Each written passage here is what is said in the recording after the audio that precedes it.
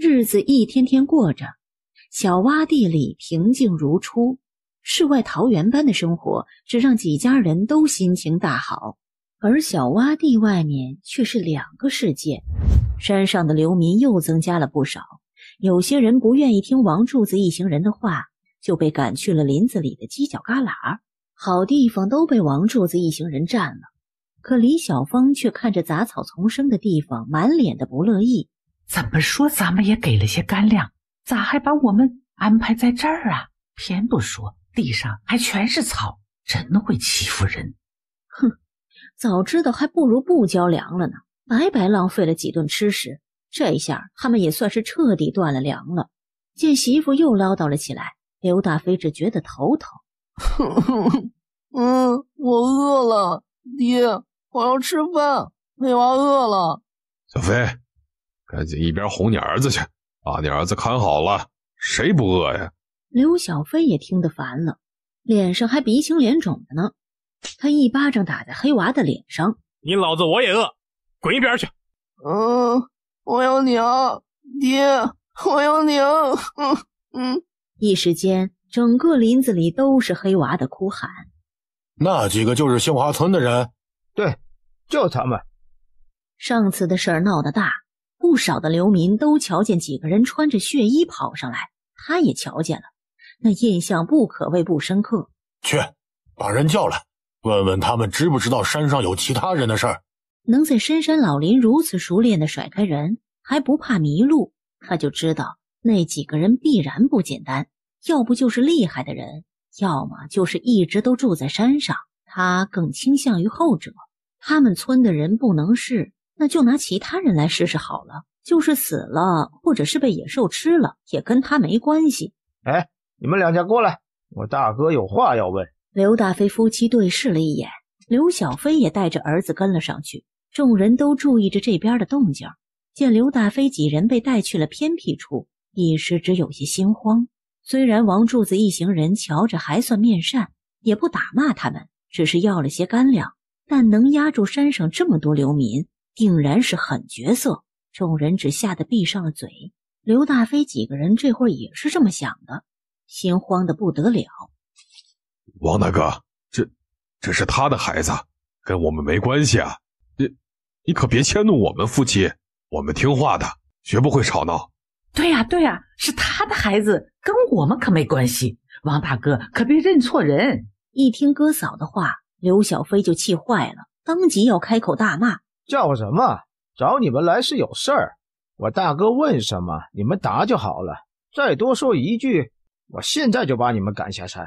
这话一出，连忙都闭上了嘴。山上再不好，至少不用担心被人砍死，可山下的山匪可是来真的，他们可是刚亲身经历过，做梦都是血淋淋的场面，自然知道下山的就是死路一条啊。你们都是山下那个村子的人？对，我们都是杏花村的，但我们一早就离开了，不知道山匪什么时候来的，不然一开始也不会去山寨口闹啊。那会儿还以为是什么流民强占了他们村子呢，仗着人多就想去理论一番，谁曾想竟然是群山匪。当时你们村里全都去逃荒了吗？有没有人留下？刘大飞一怔，迟疑了一会儿才点了点头。有好几家都留下了。且不说其他人，就说刘大勇吧，他们可是全家都留下了，如今估计早就死在山匪的乱刀之下了。刘大飞有些不明白，对方突然问起村里人是个什么意思我前些日子在山上遇见了几个人，他们说是杏花村的人，如今就住在那深山里头，听说有吃有喝，过得比以前都好。我就想着你们也是杏花村的人，可以去问问，顺便弄些粮食回来，让大家分一分，也不至于饿死在这儿。留在村里的还有活着的。村子都被山寨的人给占了，那些留下的人怎么可能还有命活着呀？自然，你们去瞧瞧就好了。要么去找人，要么下山去被山匪砍死，你们选一个。我们这就去找。说罢就拉着李小芳和刘小飞朝着林子深处走去。大哥，我们要不要派人跟着？不，这山里林子茂密，还是别贸然进去的好。这几人若真能找到人，那再好不过；若找不到，那就算了，不必理会。他倒是没抱什么希望。见刘大飞几人不像是被教训了的样子，众人才松了口气，但却依旧是安安静静的，没人敢吵闹。刘大飞几人走了快半个时辰，见远离了那些流民，才随意在一处树荫下坐着歇脚。你是傻了不成？这山这么大，你们还真打算帮王柱子找人？那混蛋就是故意想让我们来喂狼。你这个小混蛋，真是个害人精，把你娘害死不说，如今呢，害得我们也没处可去。嘴咋那么欠？你哭个屁呀！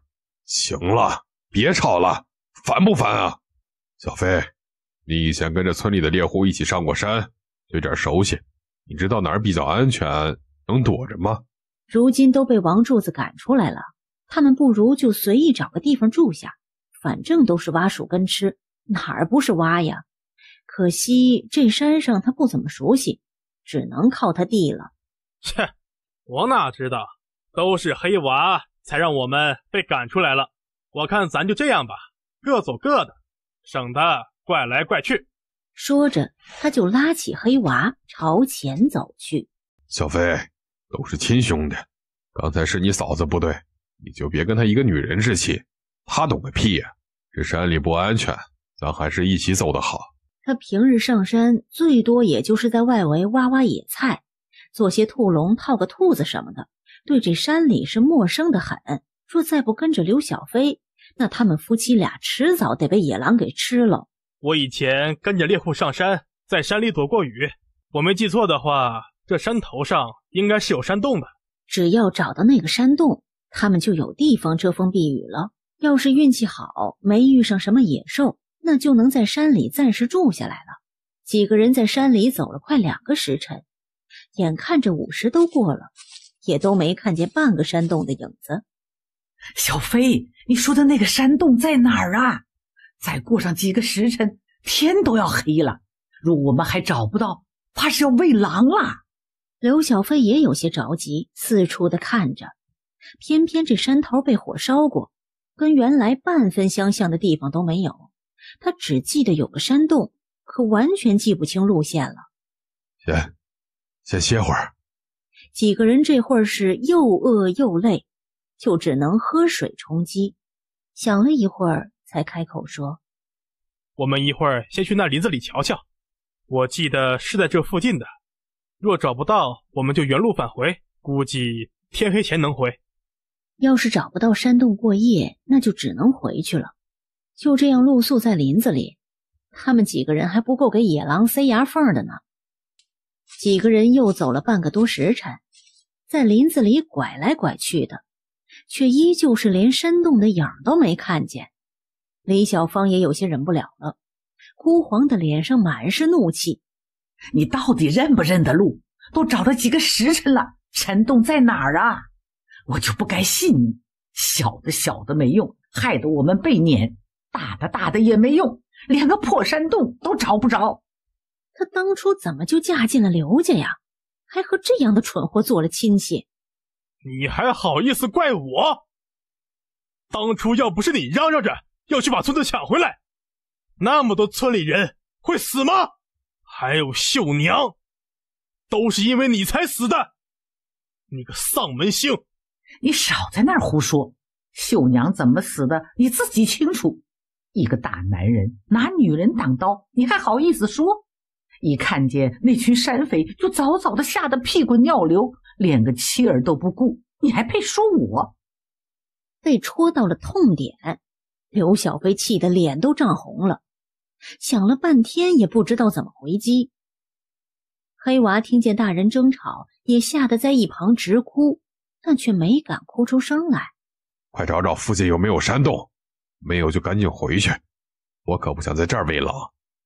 话落，就当先朝着不远处的小山坡走去。那儿有木屋，快来！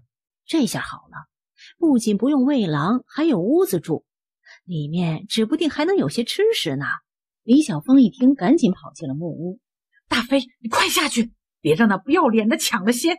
等夫妻俩到的时候，刘小飞父子已经抱着一个布袋和2只死兔子走了出来。小木屋不大，一眼就能看清里面的东西，除却床和桌子，就只有一只瘦巴巴的兔子。刘小飞，你要不要脸？这木屋是我男人发现的，你怎么能私吞那么多东西？快把米交出来！刘小飞只把手中的布袋护得更紧了。先到先得。正僵持着，东西放下，赶紧滚！见只是一个长相俊俏的小少年，心里的那点担心瞬间就消失了。小兄弟，识相的话还是快离开吧，这些吃食和屋子是我们的了，你一个人不是我们的对手。视线又落在少年手上提着的野鸡上。这山里的猎物这么好抓的吗？以前就是村里的猎户上山也会经常扑空啊。这小子倒好，屋里的野兔还没吃完呢，就又带回来几只野鸡。若是跟着这家伙，他不是就有吃不完的野味了吗？一想到能每顿都吃上肉，他就有些兴奋。小兄弟，我也会打猎的，要不我们一起？话还没说完，尖利的竹箭射了过去。啊！你干什么？你小子找死是不是？信不信我弄死你？几步上前就要朝对方扑过去，他就不信了。被山匪和流民欺负就罢了，如今一个毛都还没长齐的小屁孩也敢对他动手。然而他人刚来到陆慈简身前，还没碰到人呢，就被对方一脚给踹翻在地，疼得他眼冒金星，半天都爬不起来，只能在地上叫唤着。陆慈简看都没看地上的人一眼，只重新拉开弓，冷声说：东西放下。只吓得连忙丢下手里的东西，躲在了刘大飞的身后。瞧着那尖利的剑，咽了咽口水，连忙解释：哎，小兄弟别冲动，这都是误会。我们是山下杏花村里的人，听人说有几个村里的人躲在这儿，就想来找找。刚才是把这木屋当成村里人的了，我这就带着人走，这就走。这人瞧着就是不好惹的，和那些山匪似的，凶悍的过分。在这荒郊野岭的，就是杀了他们也没人知道啊，还是赶紧离开的好。若是再走一步，我现在就杀了你。不知怎的，他想到了上次在汤池边见到的姑娘，只觉得眼前这些人和小洼地里的人有关系。刘大飞瞧着那锋利的竹剑，吓得更是腿软，顿在原地不敢动弹，只无比后悔跑来抢东西。能一直在深山老林里住着的，能是什么善茬吗？这家伙拿着弓箭一射一个准儿，他要是敢跑，定然得死在半路上。好不容易才从山匪上活下来，不能就死在这儿啊！越想越害怕，连连求饶：小兄弟别动手，你让我们做什么都行，别杀我们。没曾想陆慈简却只是把几个人绑在树上就离开了。3个人都心慌得不得了，偏偏绳子绑得太紧了，他们半点都动弹不了，只能喊救命。等陆慈简来到小洼地的时候，江一棉正在屋檐下逗咪咪，视线落在对方的身上怔了怔。上一次在汤池边，因着是晚上，又加上他不敢多看，这会儿却发现少女不仅长高了，脸上还多了些肉，瞧着白净又好看，一身绿色的裙衫在这林子里像是个灵动的仙子。怎么了？你今日怎么来这儿了？莫不是想要回咪咪？有几个人找去了我住的地方，说是杏花村的人，我猜你们应当认识。若非如此，他定然会直接把人给赶走的。刘老头父子刚走过来，就听见这话，当即明白是刘大飞兄弟找来了。小兄弟，那几个畜生是不是和你动手了？我瞧着你脖子都受伤了。那几个混蛋真是怪了，胆子小的跟耗子似的，平日里最多干些欺软怕硬的事儿，如今倒好，竟然敢进深山来，还动手打人。陆慈简一怔，修长的手指摸了摸脖子上已经结痂的伤口，看了眼江一棉，才说：这不是那些人留下的，只是野猫抓的。这什么野猫？真凶啊！伤口居然这么大，山里的猫就是有劲儿。陆慈简弯了弯唇角，是挺凶的。江一棉差点被自己的口水给呛死。这人胡说什么呢？什么野猫，还挺凶的，那上次就应该挠死他。来了几个人？他们怎么找到你那儿去的？刚才听一棉说认识这少年，那眼前这人定然也是住在深山里的。刘大飞几个人有极大的可能是打算找他们，误打误撞却找到了少年的家里。江一绵想到了王柱子，上一次那家伙就派人跟踪他们，定然是盯上他们了。这些日子没找到他们的踪迹，估计是猜到他们也是附近村里的人，正好刘大飞几个人也是，就想着看看这几个人能不能找到他们。真是好算盘，还偏偏让刘大飞几个人歪打正着的找到了，虽然找错了。来了4个人，2男1女，还有个小孩。至于怎么找我那儿去的，我还真是不清楚。我跟你去看看。最后带着江一绵和刘老头父子出了小洼地。一行人来到木屋前时，李小芳正和刘小飞互相对骂着，说什么找山洞，我呸，带的什么好路，这下好了，拉我们夫妻俩给你陪葬。这是谁找到的屋子？还不是大哥？明明是我和黑娃被你们害惨了，来陪葬才是。自从家里娶了你过门，就没一天安生的，爹也是被你气死了。你少在那儿胡说八道，要不是你非要公公的棺材本，他能咽气吗？分明是被你气死的。正互相埋怨着，刘小飞就看见陆慈简回来了。哎，小兄弟，你放了我吧，都是误会，我不是故意要翻你屋子的，都是是他们说这屋子小，装不了几个人，让我直接去拿的。李小芳气得都要打人了，一抬头就看见陆慈简身后的几个人。二叔，快救我们！我们什么也没做，就被这小兄弟给绑上了，快给我们松绑！刘老头冷哼一声，半点都没信侄媳妇的话。他今天来本是想着好好教训俩兄弟的，但瞧着他们的惨状，就知道这几个人也受了不少苦，一时倒没那么多教训的话可说了，反而还琢磨着要不给俩兄弟分点吃食，这日子也不好过。几个人饿得脸颊都凹陷下去了，估计是很久都没吃过一顿饱饭了。刘老头正想着，我说当时大勇哥咋不跟我们兄弟俩去逃荒呢？感情是早早发现了好去处，真是白费我们一路上都在担心二叔的日子好不好过呀。如今瞧着二叔这强健的身体，就知道二叔一家定然过得极好，不像我们一路奔波，几次死里逃生，吃不饱睡不好。这家不要脸的，有好去处不告诉他们，自己躲起来吃香的喝辣的，倒是让他们去吃苦。李小芳和刘大飞这才也仔细打量起刘老头父子来，整个人都很有精气神儿，尤其是刘大勇，瞧着似乎还更壮了一些，哪像他们呀，饿得只剩皮包骨了，跟个乞丐也差不多了。哼，怪不得不去逃荒，原来是躲在山上吃香喝辣。如今呢，我们不过就是想来看看你们，你们就让这人把我们绑在这儿，还对我们动手。二叔，你这心未免也太狠了些。我公公若是泉下有知，定会半夜来找你下去陪他。江一绵听着这话皱了皱眉，刘大勇则是被气得不轻。大飞，你若是再不让他们好好说话，我就不管你们了。我媳妇儿说的有啥不对的？你们都住在这山里，还能不认识这小混蛋？你看看小飞的手都伤成什么样了，赶紧给我松绑，我今天非要教训那小混蛋一番。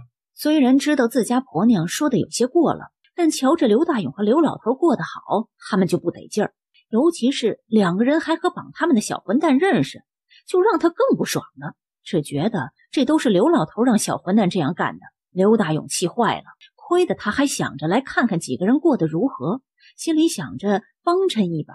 哼，这下倒好了，这几个都是不知好歹的人，完全没必要帮。他心里那点为数不多的亲情也都消失殆尽了。刘老头在一旁气得吹胡子瞪眼，压根儿都不想理会几个人。江一绵则是看了两人一眼，就知道是他该出场的时候了。你们当时不是和村长一起走的吗？为什么只有你们回来了？其他人呢？刘大飞见刘老头父子不理他们，哪还有什么心情听江一绵说话？刘老头，你个黑心肝的还不放了我们？我们可是你亲侄儿，你这样迟早会遭天打雷劈的。江一绵皱起了眉，眼看着刘大飞要张嘴继续骂，你这舌头若是说不出什么好话，我瞧着也就别长了。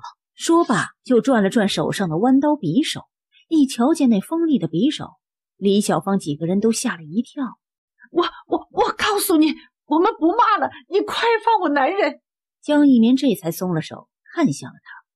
刚才那一瞬间不能呼吸的感觉似乎还残留在喉咙上，吓得他看都不敢再看江一棉一眼，生怕对方真要割了他的舌头。我们当时走到半路被一群流民攻击，就走散了。到锦城府的时候啊，也只遇上几户村里人，其他人不知道去了哪儿，有可能去了其他的县城或府城。一开始村长也没说要去哪儿，他们也就随便走着，想去锦城府看看情况。幸亏当时去的时候，那些乱兵已经被朝廷的兵给赶去了其他府城，不然他们的几条命就都保不住了。府城的官兵只让你们回来，没说其他的。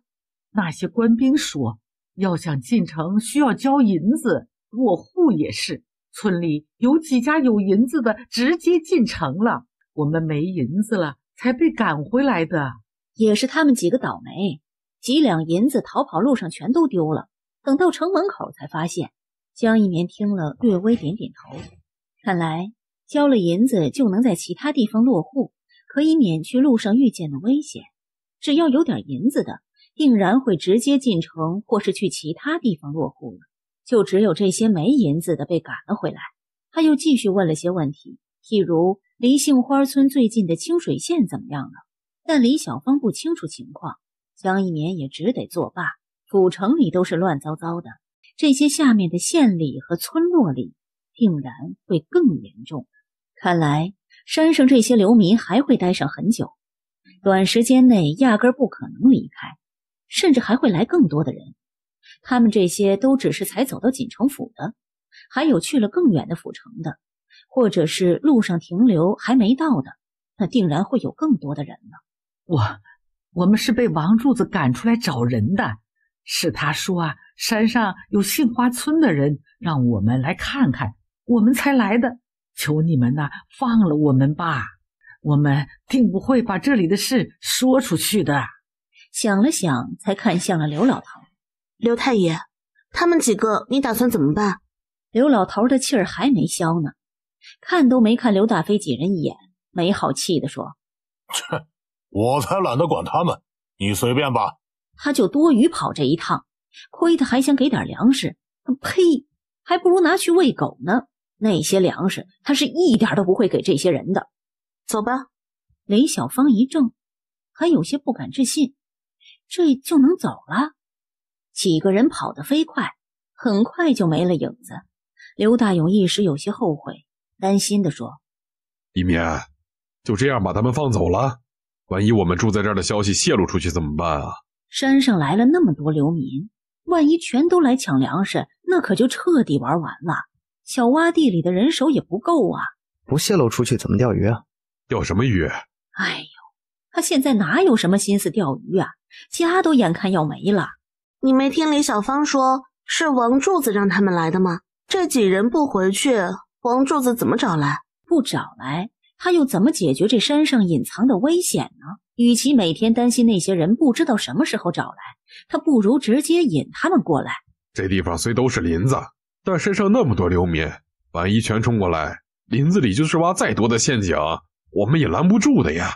刘老头看了自家蠢儿子一眼，唉，那个王柱子这次就只让大飞俩兄弟来了，你觉得他下次会带全部流民来吗？那么多的流民，怎么可能全都听那王柱子的话来密林里送死啊？威胁上一两个还行，若是多了，流民一起反抗，他怎么可能压得住啊？小洼地的人不多，他们定然不会兴师动众全都来的。毕竟若是真的找到粮食，人一多还怎么分呢？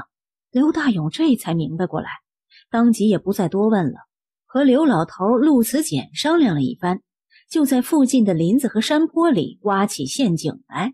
一行人忙碌了快3个时辰，终于是草草做出了不少分布在山坡和附近林子里的陷阱。虽不是什么精巧的陷阱，但至少有人踩中的动静会让附近的人知晓，也算是给他们提个醒。陆小兄弟啊，跟我们一起回去吧。几个时辰忙碌下来，他倒是发现这年轻人还挺厉害的，话也不多，就只默默做事儿，人也生得好看，倒让他还算有些欣赏。这里要有人看着。那今晚一起去吃饭吧。他可瞧见那小木屋里连口锅都没有，这年轻人每天定然都是烤些野味来充饥的，虽然是饿不着，但哪比得上小洼地里那香喷喷的饭菜呀？对呀，陆大哥就跟我们回去吃饭，我娘跟婶婶他们做饭可好吃了，你去试试就知道了。他今天瞧着对方使得一手好弓箭，羡慕得不得了。虽然一年姐教了他几招擒人的手法，很是厉害，但他还是对弓箭比较感兴趣。多厉害呀！我去拿些东西。话落就进了那小木屋，出来的时候手上还拿着一只肥兔子和野鸡。一行人回到小洼地的时候，天色已经暗下来了。王凤琴和2个孩子见江一棉回来，连忙迎了上去。哦，我想起来了，你是那天晚上送我姐姐回家的人。众人听了都是一惊，全都看向了江一棉2个人，看热闹的目光在他们身上逡巡着，尤其是看见2个人那登对的样貌，只觉得有些赏心悦目，正犹豫着要怎么解释。意外遇上的，天黑林子里不安全，我就送了江姑娘一程。众人这才点了点头，收回了那八卦的目光。那是意外遇上吗？难道不是因为色胆包天？陆慈简瞬间就红了脸，好在除了他没人听见这话。刘老头给陆慈简介绍了众人，就招呼大家留在家里吃饭。没一会儿，厨房里就传来了各式各样的香味儿，这馋得人流口水。狗剩则是凑在陆慈简身边，看着对方逗咪咪。怎么这猫见到我就凶？你第一次来它就这么听话？咪咪是我接生的。啊，你还会给猫接生？江一棉也看向对方，眼里的惊讶一闪而过。别人不知道，但他可是知道的。咪咪可不是什么猫，是只正宗的小老虎。眼前这个人竟然能在老虎手中逃脱，实在是厉害呀！当时的咪咪母亲快要死了，我只是试试，没想到她还活着。咪咪就此跟上了他，后来不小心掉进陷阱，才被江一棉给救走的。哎，陆大哥，你脖子的伤是怎么回事？咪咪挠的吗？这小家伙啊，劲儿还挺大。江一棉一怔，没好气地瞪了陆慈简一眼。这家伙就不知道穿件能遮住伤口的衣服吗？陆慈简被瞪了，只觉得有些无辜，看向那张气鼓鼓的小脸儿，有些好笑地摇了摇头。见狗剩走了，赵大树几人和刘老头说着话。你怎么发现小洼地的？总不可能是真的跟着他找到的吧？来到这儿之后，他也没有懈怠，一有时间就会做训练。虽然还没有完全恢复，再加上这副小身板的限制，发挥不出他10成的能力，但他也不会被人跟踪了都发现不了呀。陆慈简看向面前的少女，白净的脸上满是紧张。意外发现种地的地方，跟着刘太爷找到的。当初打算救咪咪的时候，听见有人说话，他就躲了起来，但没想到江一棉如此警觉，瞬间就发现了他的存在，他就只能屏住呼吸，半点都不敢动弹，更别提跟着几个人了。那会儿也是他第一次在山上看见除他以外的其他人，江一棉这才松了口气儿，不是跟着他找到的就成，那至少证明他的能力没有退步。不过倒是给他提了醒，刘老头经常去照看地里的作物，很容易被发现的。他必须要在那田地附近的林子里做一些更大型的陷阱了，最好是要困住人的那种，不能再让人朝里面走了。你很在意我是怎么找到小洼地的？眼前的少女很不一样，不像是农家出生的女子，那胆识还有随随便便威胁人的手法，都和普通的女子很不一样。不在意。陆慈简不信，还要再说什么，可赵杏儿已经招呼大家吃饭了。晚饭很丰盛，满满一大桌菜，原本就炖了只兔子菌菇汤，还有各种炒的野菜、山药、神仙豆腐和酸辣椒炒魔芋，再加上陆慈简带来的野鸡，又炒了一大盘鸡肉。陆慈简看着满桌他没几个认识的菜也是一惊，但瞧着众人都吃得很香，才犹豫地试了试，味道却着实让他有些意外。每一道菜都很好吃，口感也很特别，让他吃得很香，难得的也多添了一碗饭，更是在上山来的几个月里第一次吃上了一顿舒坦的饱饭。和这些人吃的东西比，他每日烤的兔子和野鸡，那简直就是味同嚼蜡了。一顿饭，几个人都吃得很开心，难得的悠闲地聊起其他的事儿来。直到月上梢头，众人才散去。小洼地里的日子过得悠闲，可外面就没有了。刘大飞几个人吓得一路跑，直到天色彻底暗下去，才终于回了流民聚集的地方。王柱子瞧着几人面色都惨白着。如何？有没有碰上其他人？刘大飞迟疑了半晌，正要摇头，就见那矮个男人握了握拳头，瞬间骨节摩擦的声音咔嚓作响。他连忙改口说：遇上了，是我们村里人。他们有几个人？粮食多不多？我们没看见太多粮食，但看他们都吃得白白胖胖的，没一个枯瘦的，他们定然是有不少粮食藏着，估摸着应该有4个大人和4、5个半大孩子。等跑到半路才想起那掐人的姑娘是谁来，虽然长好看了不少，但他还是认出了那是江家大房那丫头，当即明白过来，刘老头一家和江家大房一行人原来是躲在山里啊。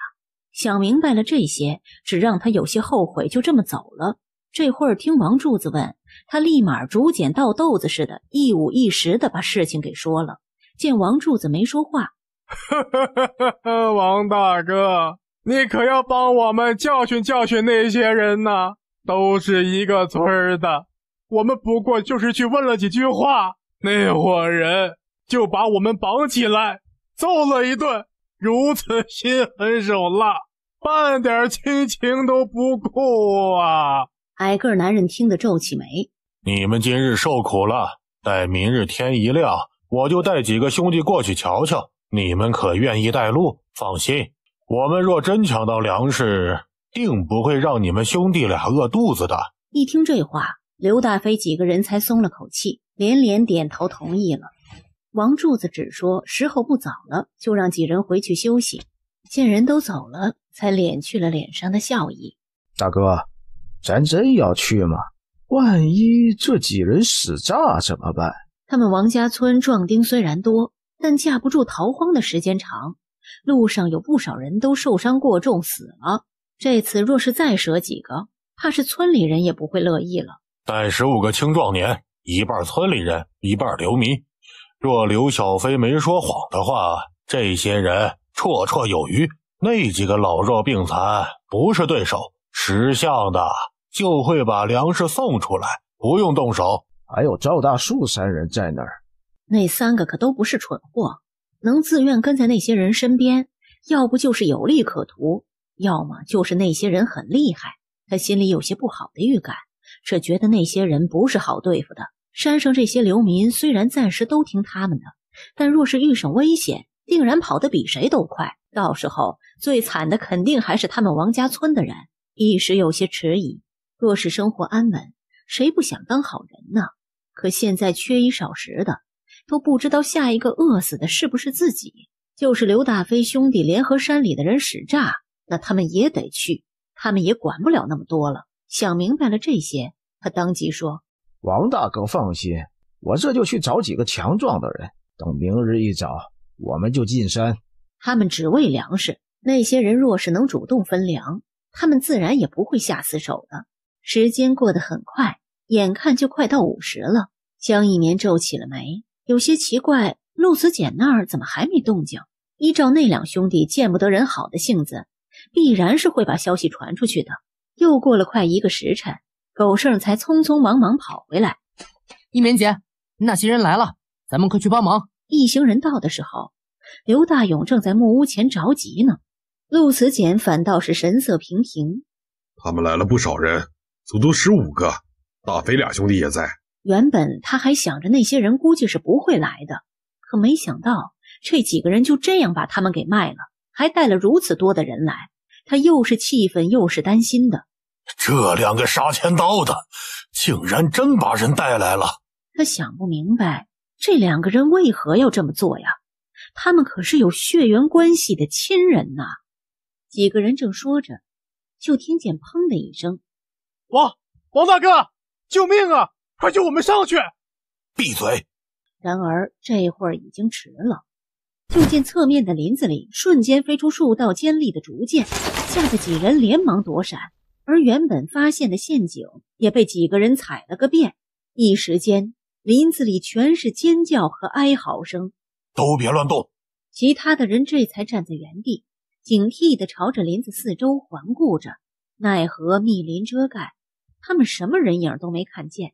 幸好一年提醒，让他们把这片林子也挖上陷阱，否则他们今天就会瞬间跟这些人对上了，到时候还有没有命那都不好说呢。嘿，有本事出来单挑，背后阴人算什么玩意？还弄了这么多恶心人的陷阱，真是群老混蛋。刘老头瞧着那剩下的8个人，皱了皱眉。那还有8个人怎么办？是出去动手，还是如何？总不能一直这么耗着吧？等其他人从陷阱里出来，那危险的可就是他们了。你们来是为了粮食吧？实话告诉你们，我们也没什么粮食，你们是拿不走的。但我有办法让你们不饿肚子。让王柱子一个人过来，我就告诉他。一直用武力解决也不是个办法，这些人也都是为了填饱肚子，索性就帮他们一把，至少能换来山上的平静。与其每日担心会有人来抢粮，倒不如给这些人指条路，只要能吃饱，谁还会干这种风险极大的事儿呀？王柱子皱起了眉，猜测这声音就是上一次赵大树身边的那个小姑娘。我怎么相信你？万一他过去就被人给挟持了，其他人还怎么动手啊？到时候别说是抢粮了，小命都要不保啊！王大哥，别听他们胡说，千万别去。你等我们从坑里出来，一起杀过去。这几个恶心人的玩意，我定要好好打他们一顿才行，不然难消他心头之恨。说着就更用力拔着坑里的腿。王柱子皱了皱眉，你没有选择。伴随着的还有一支尖利的竹剑。这什么人呢？一根竹剑就能插进树里，这要是朝他们射过来，不得瞬间一命呜呼了呀！哼，我听你的。他这次过来只是为了求粮，若此人真的有办法让他们填饱肚子，他们也就没有必要互相残杀了。王大哥，你可别去，这是陷阱，他们是骗你的。可王柱子这会儿却没再听他的呼喊，只跟随江一年的指引，朝着林子外围走去。果然看见被半人高的杂草遮挡住的几个人，见不是老的就是小的，只有赵大树3兄弟和另一个男人还算是青壮年，他当即就有些后悔了。我来只为粮食，你们若真有办法让我们吃饱，我现在就带着他们走，也不会让其他流民过来打扰你们的生活。若是没有，我叫一声，他们就会过来，你们几个不是对手。你只管试试。王柱子被一个小姑娘噎得当即就有些不满，张嘴就要喊人，可那小姑娘旁边长相俊俏的小少年瞬间就拉开弓箭，锋利的竹箭直直朝他射了过来，痛感袭来让他脑子清醒了不少，顿觉这些人似乎不是什么好惹的。如何？还觉得我们不是你的对手？王柱子这会儿也明白过来，他们几个人不是这些人的对手。好，我这就带人回去。与其在这儿耗下去，还不如早早离开。这些人明显是对他们手下留情了的，若是一开始就存了杀人的心思，那他们这15个人早就已经没命了。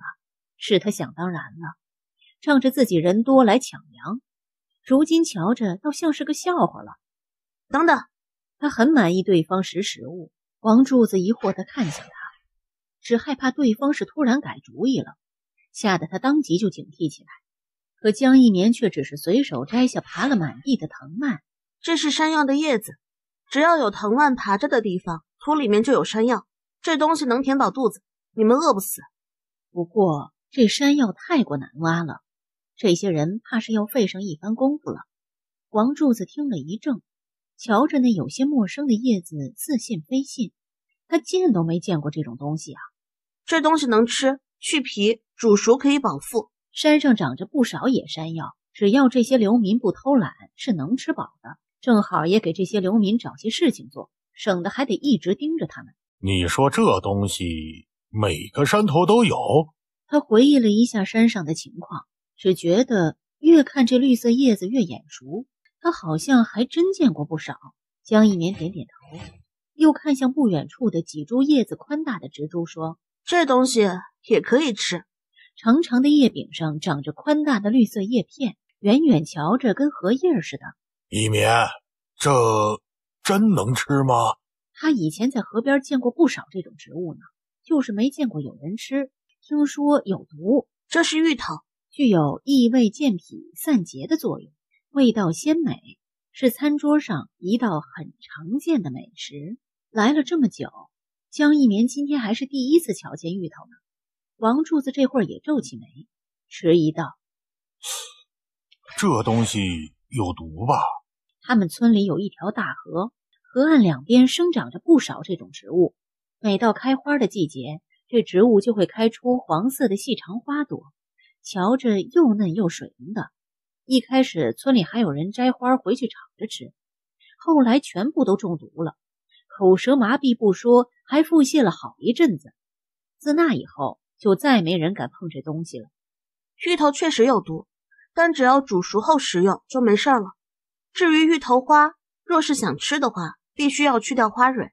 王柱子一时间却还是有些犹豫。我凭什么信你们？这东西若是有毒，山上那些流民不全都被毒死了？你可以不信，大可以继续挖树根树皮吃。芋头和山药这种植物，就是到了冬季依旧可以挖。叶子藤蔓虽然枯萎凋落，但可食用的部位埋在深深的泥土里，是不会被冻死的。魔芋也是一样。芋头和山药去皮时，最好在流动的小溪里，这上面的粘液会让人手发痒，是正常现象。